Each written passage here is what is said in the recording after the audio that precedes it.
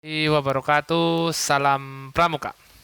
Oke, perkenalkan nama saya Hadi Rizky Mulyana, nomor absen 10, peserta kursus mahir dasar Gerakan Pramuka yang diselenggarakan oleh STPI Bina Insan Mulia bekerjasama dengan Kuartir Cabang Gerakan Pramuka Kota Yogyakarta. Di sini saya akan menjelaskan bagaimana tata cara pembukaan dan penutupan dan upacara pelantikan pramuka untuk golongan penggalang.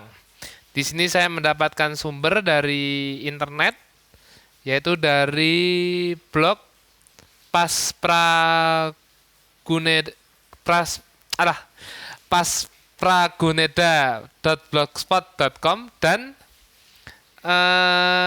pengetahuanku 13.net ya.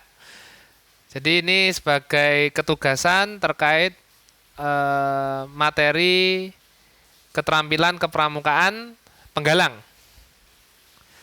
Nah, di sini saya akan membacakan terkait upacara golongan penggalang.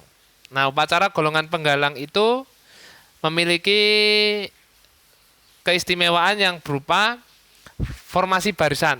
Nah, formasi barisan dalam upacara penggalang, baik itu pembukaan, penutupan maupun pelantikan, itu berbentuk angkari. Apabila nanti pembina akan mengumpulkan peserta didik, dia akan memberikan isyarat tubuh dan isyarat Morse seperti ini.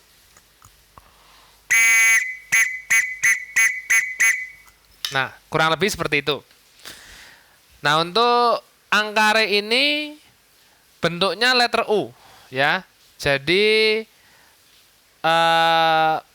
peserta membentuk letter U dan di tengah depannya itu ada bendera apabila nanti upacaranya menggunakan bendera, dan di depan peserta dan di samping kanan atau kirinya ada pembina.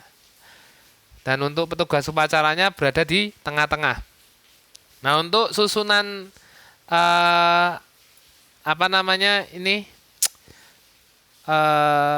penataan posisi itu untuk pratama atau yang kita kenal sebagai pimpinan pasukan dalam penggalang itu berada pada posisi paling kanan. Posisi paling kanan.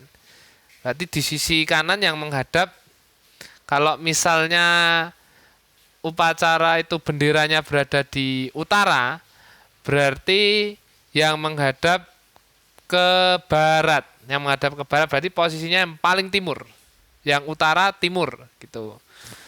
Itu timur, terus nanti di selatan menghadap ke utara itu ada petugas bendera, kalau itu yang di tengah-tengah apabila itu ada pengibaran bendera. Lalu untuk posisi setiap regu berbaris secara bersaf. Jadi tidak berbanjar tapi bersaf. Dengan posisi pinrunya itu di sebelah kanan regunya, dan wakil pimpinan regunya, wapinrunya, berada pada sebelah kiri dan terus ke belakang. Jadi bentuknya formasi saf gitu untuk perregunya. Tapi kalau untuk upacaranya itu tetap angkare. Nah, untuk petugas-petugasnya nanti ketika pratama itu menjadi pemimpin upacara, otomatis posisi yang paling kanan itu akan digantikan wakilnya atau wapinrunya. Sehingga tidak ada kekosongan dalam barisan. Begitu. Itu untuk formasi barisan upacara, yang mana untuk apapun upacaranya, untuk tingkat penggalang formasi besarnya adalah angkare. Ya, kalau siaga lingkaran, kalau penggalang angkare. Nah, ini saya bacakan untuk pelaksanaan upacaranya. Yang pertama, pratama menjemput pembina upacara. Sekaligus laporan bahwa upacara pembukaan latihan siap dilaksanakan. Pembina upacara dan pembantu pembina masuk, penghormatan kepada pembina dilanjutkan, yang dipimpin oleh Pratama, lalu Pratama menyerahkan pasukan kepada pembina upacara, lalu Pratama kembali ke sisi paling kanan, lalu kalau ada pengibaran bendera merah putih, pengibaran bendera merah putih, pembacaan teks Pancasila, setelah itu pembacaan Dasa Dharma, terus amanat atau bimbingan yang akan disampaikan oleh pembina upacara. Dan posisi pembina beserta seluruh peserta adalah istirahat di tempat, posisi istirahat. Lalu setelah itu disiapkan doa dipimpin oleh pembina upacara, lalu pembina upacara menyerahkan pasukan ke Pratama, lalu penghormatan kepada pembina upacara dipimpin oleh Pratama, diikuti seluruh peserta tentunya.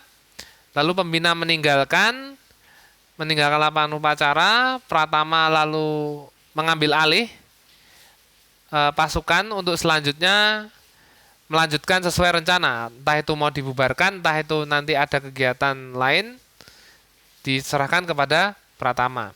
Itu untuk pembukaan. Nah, kalau untuk penutupan itu konsepnya sama, prosesnya sama, cuman bedanya kalau ada tadi di pembukaan misalnya ada menaikkan bendera merah putih, itu bedanya ketika penutupan berarti penurunan bendera. Itu satu.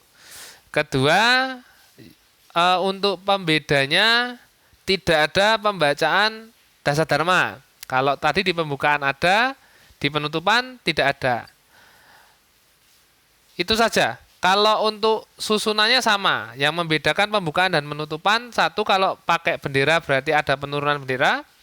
Kedua, tidak ada pembacaan Dasa Dharma. Oh ya, dan tidak ada pembacaan Pancasila ketika penutupan latihan.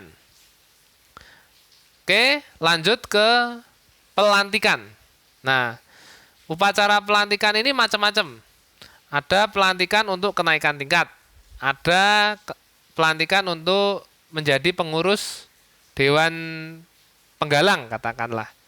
Nah, di sini saya akan membacakan untuk susunan upacara pelantikan calon penggalang Ramu. Jadi ini kenaikan tingkat. Nah, untuk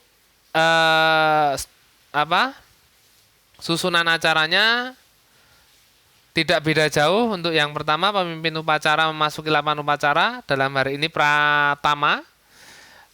Lalu ada penghormatan dulu kepada pemimpin upacara, dipimpin oleh pemimpin regu paling kanan.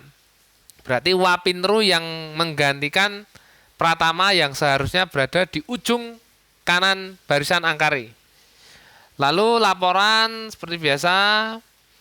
Setelah itu baru pembina upacara memasuki lapangan upacara.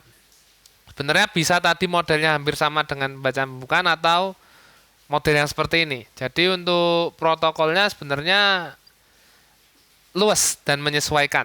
Kalau yang saya baca